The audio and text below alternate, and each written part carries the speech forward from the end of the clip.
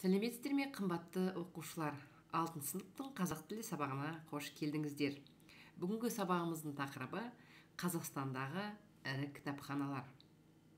Бағалау критерийлері: оқылым және тыңдалым материалдарын түсіне алады, негізгі ойды анықтай алады, негізгі ойды білдіретін сөйлемдерді іріктей алады, жинақы мәтін жаза алады. Болса, қымбатты оқушы, мәтінді мұқият тыңдаңыздар. Қазақстан кітапханалары жайлы дерек кімге болса да қызық. Әсіресе еліміздегі ең ірі, тарихы бай, кітап қоры көбірек жинақталған кітапханалар жайлы біліп жүргеніміз артық болмас. Қазақстанда 4000 кітапхана бар. Оның 21-і ғылыми кітапханалар. Кітапханалардың көпшілігі Түркістан облысында орналасқан, яғни 390 кітапхана.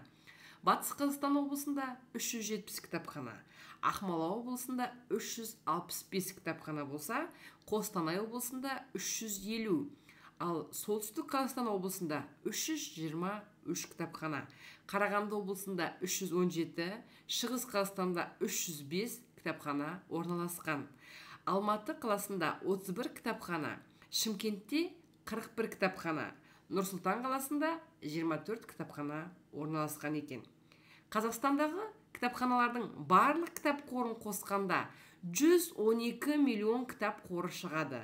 Оның ішінде 28 миллион кітап қазақ тілінде болса, қалған 70 миллионы орыс, ағылшын, француз және неміс, қытай тілінде жазылған кітаптар.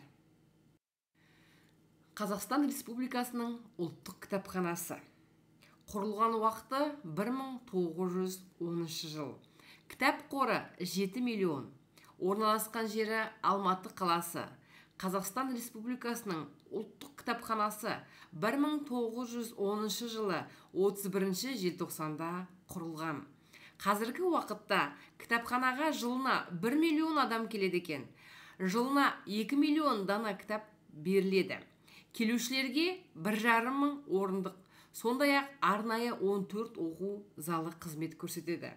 Кітапхананың жеке ғаламтор ресурсы бар. Электрон каталог пен ақпараттық ресурсқа кіріп, кітап қорын, мерзімді басылымдар тізімін іздеуге болады. Орталық ғылыми кітапхана. Құрылған уақыты 1932 жылы. Кітап қоры 5,7 миллион. Орналасқан жері Алматы қаласы. Сирек кітаптар қоры 91 мың дана. Қолжазбалар қоры 22 мың дана. Шығыс әдебиеттер қоры 10 мың дана екен. Ең ескі қолжазба 12 ғасырда жазылған кітап. 16-20 ғасырларда басылған кітаптар да бар. Мемлекеттік балалар кітапханасы. Құрылған уақыты 1971 жылы. Кітап қоры 500 мың. Орналасқан жері Алматы қаласы. Бегалин атындағы балалар кітапханасы 1951 жылы құрылған. 1996 жылы қазақ балалар әдебиетінің классигі Сапарғали Бегалин есімі берілді. Кітапхана алғаш ашылғанда 16 мың кітап қоры мен 5 бөлімі болған. Ал қазір болса, кітап қоры 500 мыңға жеткен екен. Ұлттық академиялық кітапхана. Құрылған уақыты 2004 жылы. Кітап қоры 400 мың. Орналасқан жері Нұр-Сұлтан қаласы.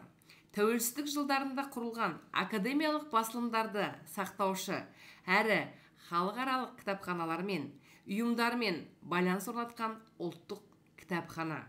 Академиялық кітапханада отырып, Ресей мемлекеттік кітапханасына виртуалды қосылуға болады.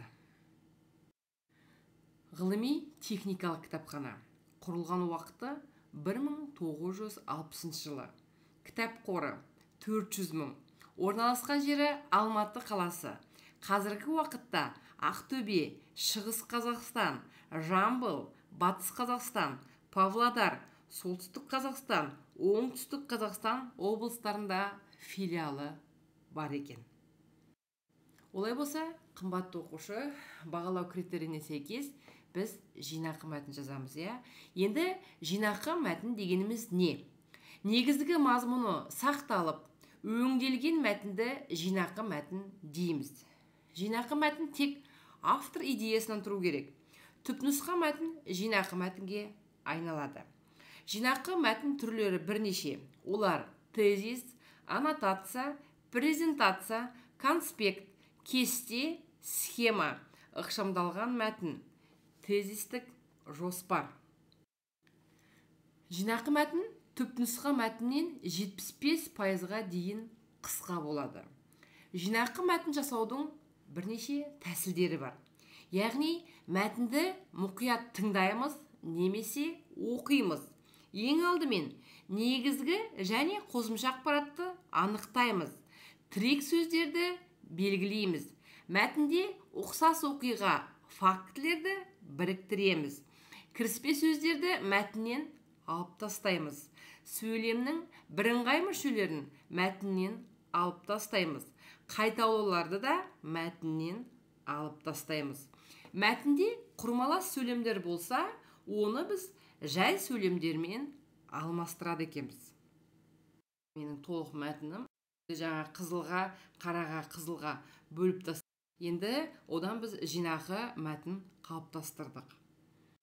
Олай болса, қымбатты оқушы, осы сабақты көргеннен кейін маған кері байланыс берсеңіздер. Яғни, қымбатты оқушы, сабақтың мазмұнын мұқият тыңдап шықсаңыз, кері байланыс берулеріңізді сұраймын.